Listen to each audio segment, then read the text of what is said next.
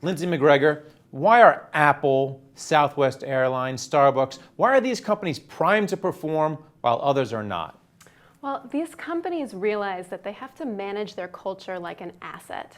Before now, it's been very difficult for organizations to actually value a culture. You couldn't take a culture to a boardroom and say it's going to change your bottom line performance. But these companies realize that in today's world, where there's lots of volatility, lots of complexity, and the younger generation is much more vocal about working in lousy cultures, you have to proactively manage your culture. And you have a system called total motivation. So let's start with Apple. How do they keep motivation high in their Apple stores?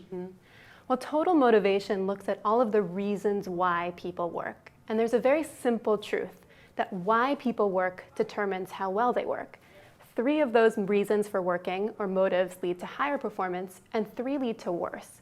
Now, many companies use those negative motivators. They use things like fear and emotional pressure and economic pressure to get people to do things. Apple, interestingly, uses far less of those motives and more of the positive motives. They hire people from their competitors and bring them into stores that have the exact same layouts that some of their competitors have tried to copy.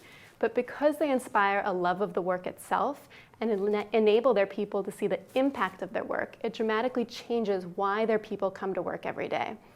When people use these right motives, it creates far higher levels of customer experience and bottom line performance.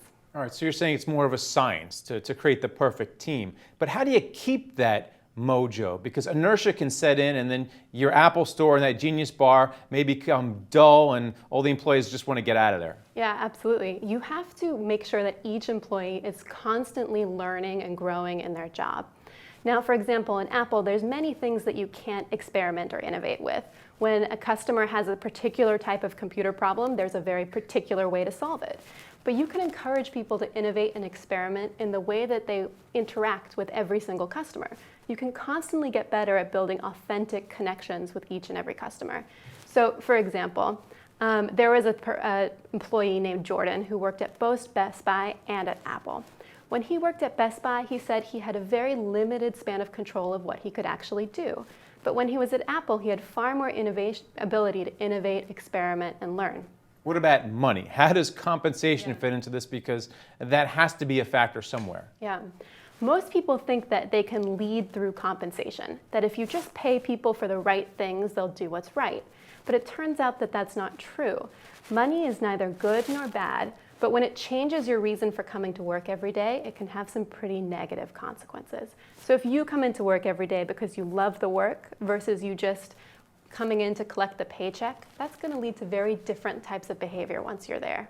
What about a charismatic leader? Let's talk about Starbucks now, because for a while Starbucks lost its steam. Howard Schultz came back and it regained its steam.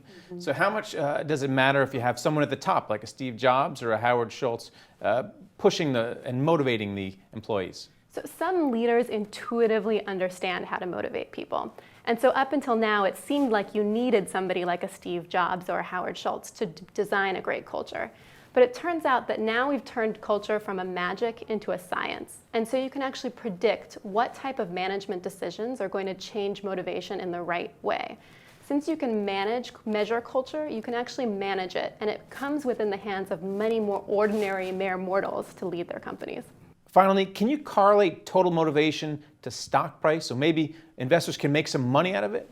You can. When you look at, for example, sales forces that have high levels of total motivation, salespeople with high total motivation have 30% more sales than salespeople with low total motivation.